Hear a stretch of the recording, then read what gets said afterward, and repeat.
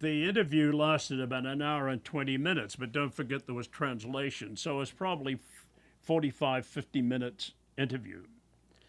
And I was fully aware that I had to be I I had to be able to appear in the when the interview was finally played, that I had my act together, that I was being the observer who was looking for the truth and what was happening in the country, to get the honest, to try to bring out the honesty in this man, that I didn't have any bias for him or against him. I thought, will I ask him about bombing the Kurds with gas or something? No, that's ridiculous. I'll stick to purely, and I thought about things like that. I said, well, people are going to say, why didn't he ask him about, shooting his political opponents and when he took power in 1979? That didn't, that didn't was meaningless in this end. But all this was going through my mind. So I sat down, and the first question was, and I decided I'm not going to give him any title. I'm not going to say Mr. President. I'm not going to say Your Excellency. I'm just going to say the first question. We're here tonight, and your city is in ruins. Do you regret not negotiating a withdrawal from Kuwait of your forces, and by doing that, avoiding this tremendous punishment that your country has taken? Pretty good question. So that's interpreted, and he's looking at me, and I guess no one's had ever said that to him. No one would ever challenge his decisions. He said, well, the Quran tells us that we have to defend against those who endeavor to destroy us. And I look at this American war as it's not about the issue of Kuwait, because we own Kuwait. Historically, it's ours. I simply went there because we had the right to take it. They're stealing my oil with underground drilling. So I have no regrets. And the Quran teaches that you must act irrespective of loss, because it's the honorable thing sort of to do. That's basically what he said. Now, unbeknownst to me, the interpreter, in translating, said, Your Excellency, you great president of Iraq, what about this? And he translated the question accurately, but Your Excellency, great president of Iraq. And when it was played in the Arab world, there were critics saying, what's wrong with this? The Arab who didn't understand the English version said, what's wrong with this guy, giving him all that credit and esteem? But that was the first question. Then I hit right in and I said, you complained 2 days ago in statements that you complained that there were American violations of human rights in the civilian casualties that have been inflicted in this bombing. And I said, but on the other hand, you have American and Allied prisoners, piloted, parachuted safely from their planes, and you have announced, or your government has announced, that they're going to be put in the remaining critical buildings that could be potential targets to protect them. And I said, aren't you just bartering your own safety with the lives of these captives? And he said, before the war, I had 3,500 hostages here, because he had all the hotels here, he refused anyone to leave, and all these business people were here, and visitors, all these foreigners. 3,500. And I was told that if I let them free, that it would never turn into a conflict like this. I let them all go. So I'm saying to you tonight that was a big mistake. If I'd kept those people in those hotels, you wouldn't have had any bombing. Pretty good answer. So then I asked him, I said, well, your missiles are attacking Israel. and you have missiles being fired at American positions in Saudi Arabia, and there's real concern that there's belief that you have weapons of mass destruction, particularly chemical and biological, and that at some point you will arm your missiles, particularly against Israel, with these weapons of mass destruction. And he says, I'm not planning to do anything like that. But if pushed to the wall, I will take every extreme measure necessary to save the honor of our country. And that was a good answer, because I don't intend to do it. He said it, and you never did do it. At some point I said, well, what about, world opinion? You're meeting with me here, and your words are going to the world. What message do you have, not for me, but for the people of the world who are seeing this report? He says, I appeal to the peace-loving people of the world to rise up and oppose the punishment America's inflicting on my country.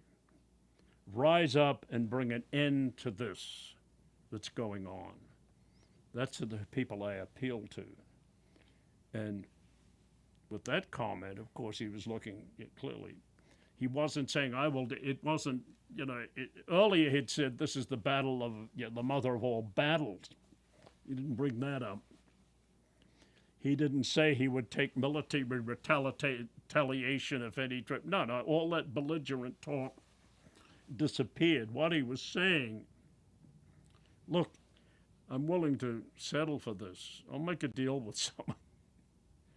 And that, I think, was the basis of the argument. Now, but he was very strong and assertive. So when I went back to the hotel and made a report, Tom Johnson said, well, tell us, how did you feel about it? And I said, well, his response was sort of chilling in the way that he was, to some degree, showed a willingness to make a concession or two, but on the other hand, seemed ready to put up with the continuing punishment, and if he had to, he would arm these missiles that the U.S. hasn't been able to destroy. And the U.S. never was able to destroy those missile sites that were in the deserts, near Israel. They never did do it. In fact, after the war, at a gathering, Moshe Ahrens, the defense minister of Israel, who I got to know very well in that time covering it, he called me at this particular party I was at and says, Peter, you did a great job. And he said, you know something? He said, the U.S. never did knock out those damn missiles in the desert. We know exactly where they are. We could have done it in half an hour. What's wrong with the U.S. Air Force? We told them when he was ranting. But anyway, that was Saddam's interview, so I went back, and then by then, but there was one little extra effort. So at the end of it, Saddam got up, and he clearly felt that he had performed the purpose of his mission, and in fact he had, in the sense he'd sent messages out and sort of clarified all this rubbish he'd been spouting, since before the war and beginning. And he came over and said more pictures, so I posed for pictures standing up, and there's this big guy and little me, but he was going, and he shook my hand, and he seemed very satisfied.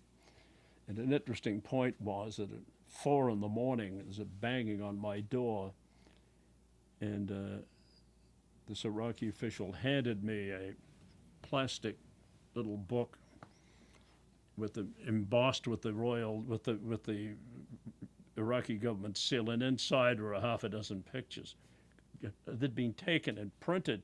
And I presume that's what he routinely did to visiting diplomats. They'd come, except an ambassador or someone would visit, and before they left the country, he'd give them the picture book of him. But well, anyway, I got the picture book.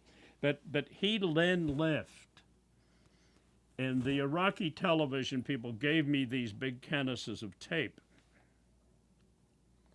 And as I was holding them, the information minister came over and he says, we take these because we have to look through this to make sure that there's information there that the president inadvertently revealed. to you. And I said, you're not getting these tapes. The CNNs, they're mine. You're not getting the tape. And he reached it. Yes, I am. No. Yes, I am. No. They are my tapes. I said, however, I promise you this, that I'll go back and make a copy of these tapes and our equipment and give these tapes to you tomorrow when I've copied them, and you can have them then. And he says, well, all right, but we must see them.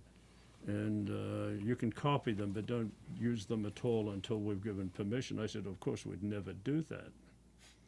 So I get to take them back. I go back to the hotel, and Vito says, Joe, we've got a problem. We're never going to send this. No, we can send it tonight. And it'll take hours, but, we're going to send it all. So about